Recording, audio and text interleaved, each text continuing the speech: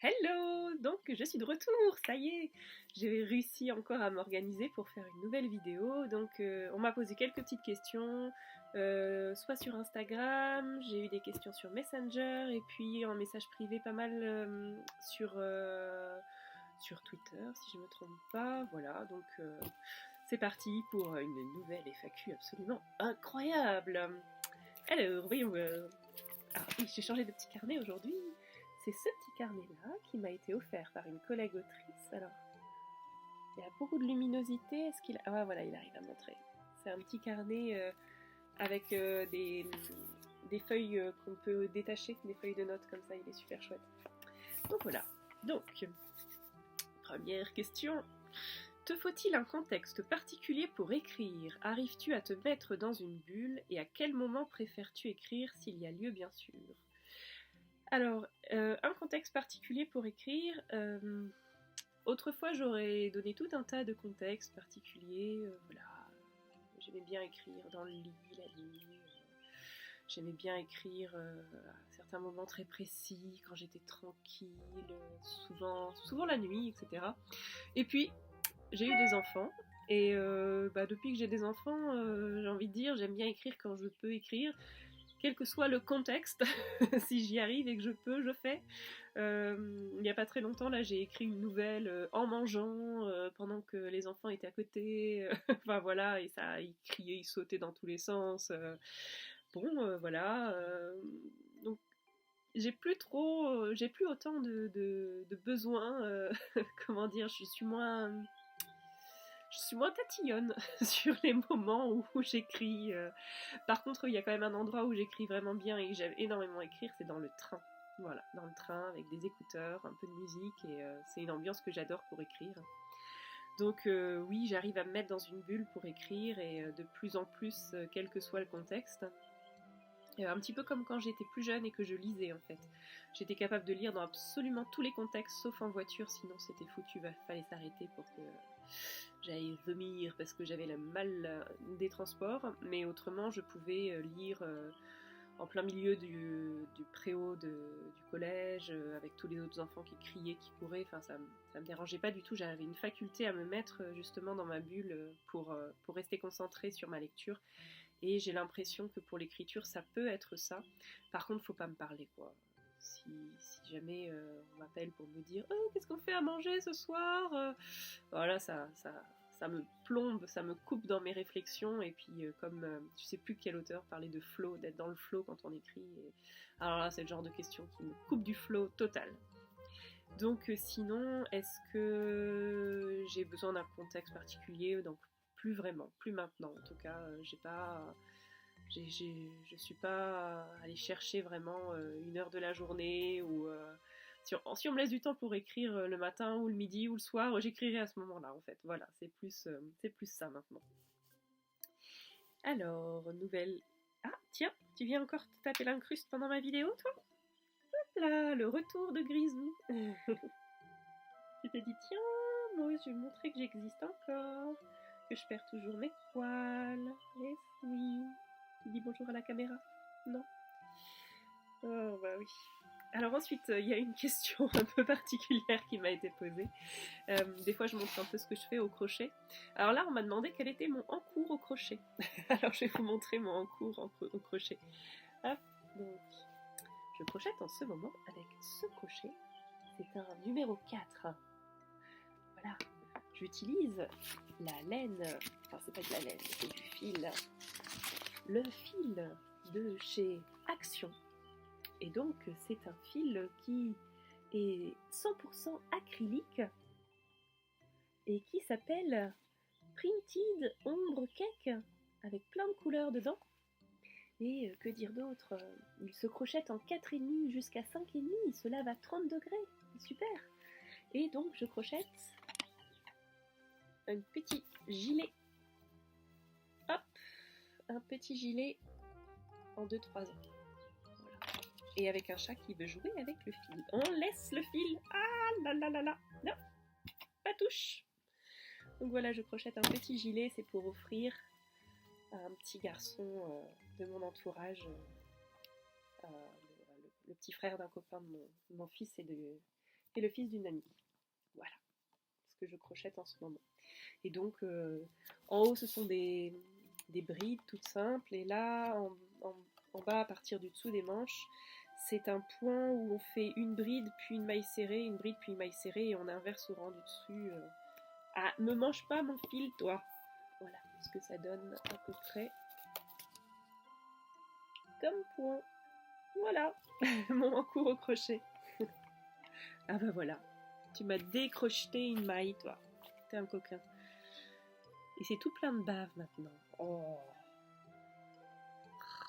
c'est mignon. Bon, je verrai ça plus tard, c'est pas grave. Alors, ensuite, comme je parlais de mes carnets, il y a des gens qui m'ont posé des questions sur les carnets que je propose, moi, parce que j'ai une petite gamme de carnets que j'ai fait avec certaines de mes illustratrices, et donc, comme la fois dernière, j'avais parlé que j'utilisais beaucoup de carnets, que j'en avais, que j'aimais beaucoup et tout, on m'a demandé d'en dire un peu plus sur ces carnets, alors je vais vous les montrer. Alors, les premiers que j'ai fait, c'est avec Hélène Lescat. Je sais jamais s'il faut dire les squats ou les scots, ou je sais pas prononcer, alors désolée Hélène, enfin en tout cas avec Hélène. Et donc tous mes carnets sont faits sur le même modèle, c'est-à-dire que vous avez une illustration, donc là c'est d'Hélène, avec le dos qui est d'une couleur avec juste le titre du carnet. Et vous voyez, la quatrième de couverture, elle est juste comme ça, d'une couleur unie qui est en rapport avec la première de couverture.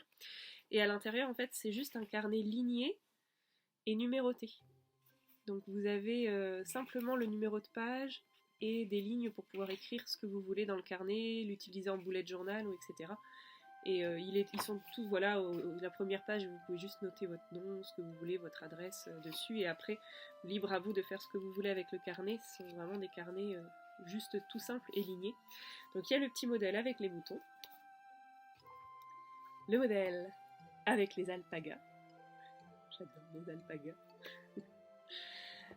le modèle avec Marion qui conduit avec son petit rat, sa petite rate, voilà, le modèle avec le petit renard. Je vous ai pas montré à chaque fois, mais le dos et la quatrième sont à chaque fois d'une couleur différente, raccord avec le carnet.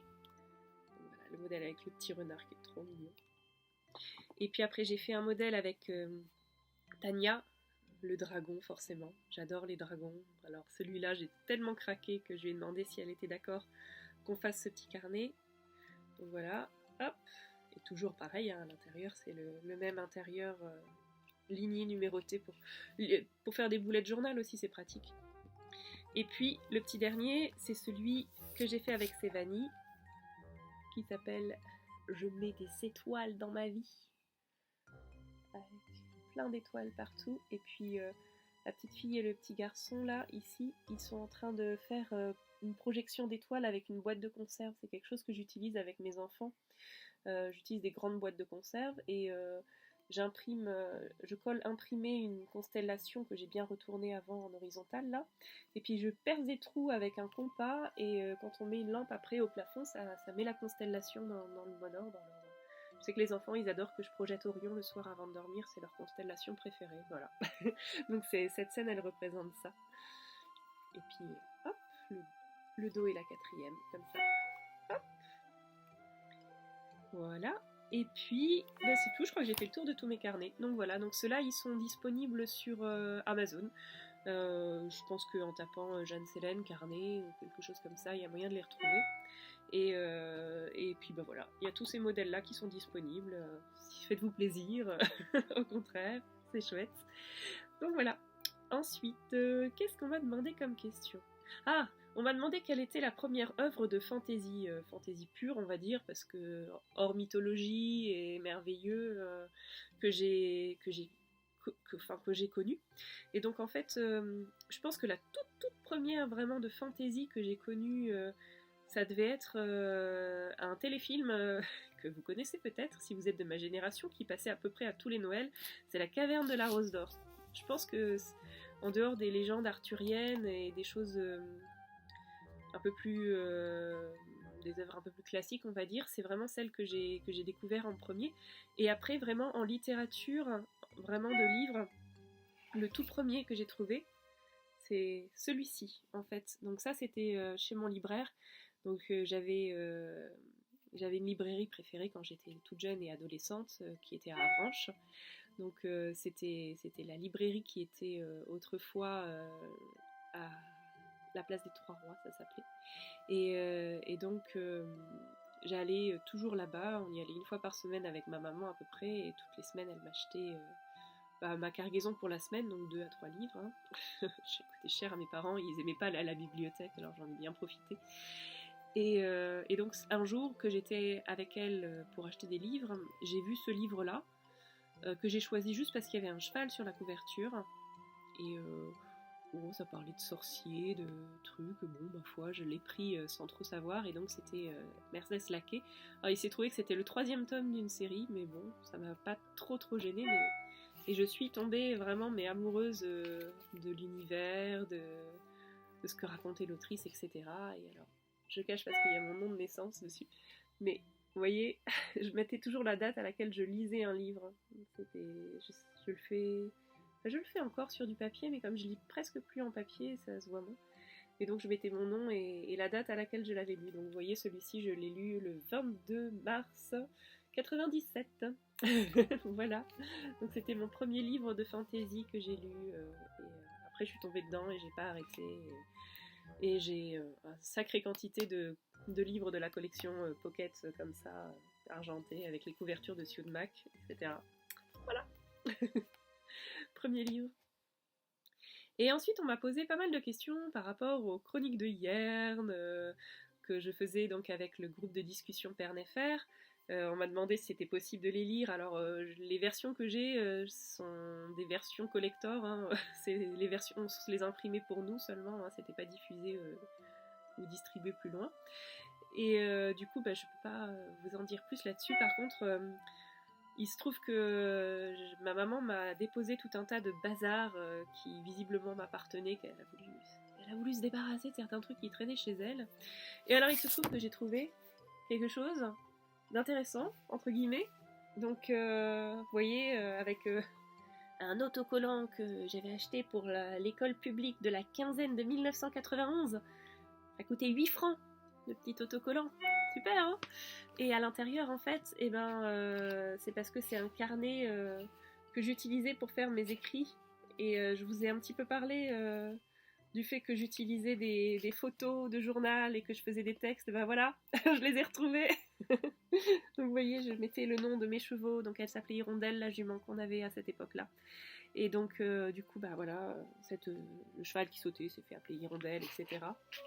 Et alors, il y a plein de bazar que j'avais écrit quand j'étais gamine. Et par exemple, je m'étais fait un ordinateur, quand même.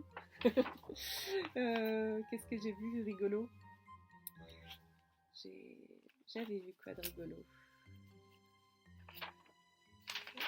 Il y avait un petit texte que j'avais fait. Alors, ça date de plusieurs périodes différentes, mais c'est quand même des choses... pour certaines, j'étais assez petite. Alors, je me suis fait un carnet où j'écrivais des compositions à l'harmonica. Alors je pense qu'à mon avis ça doit être assez horrible.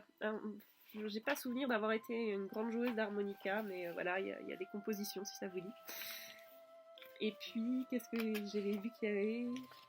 Mes dessins, parce que j'ai toujours été une très grande dessinatrice. Hein, voilà. Et puis qu'est-ce que j'avais trouvé?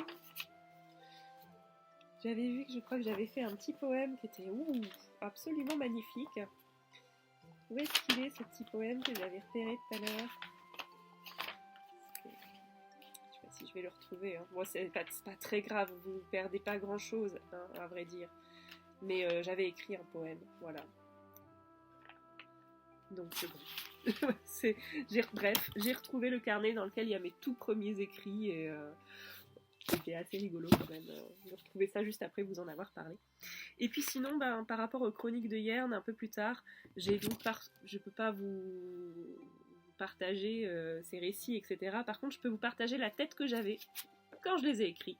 Et donc voilà, j'ai retrouvé dans le bazar que ma maman m'a donné la photo de classe de 4e. Donc voilà la tête que j'avais. Je sais pas, vous trouvez que j'ai beaucoup changé? J'ai plus l'appareil dentaire, mais j'ai toujours les dents aussi de traviole. Donc voilà.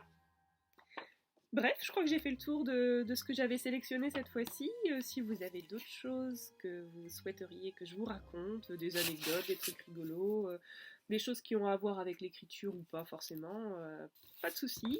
Ce sera avec un grand plaisir que je vous parlerai en vidéo. Je vous dis à bientôt. Ciao!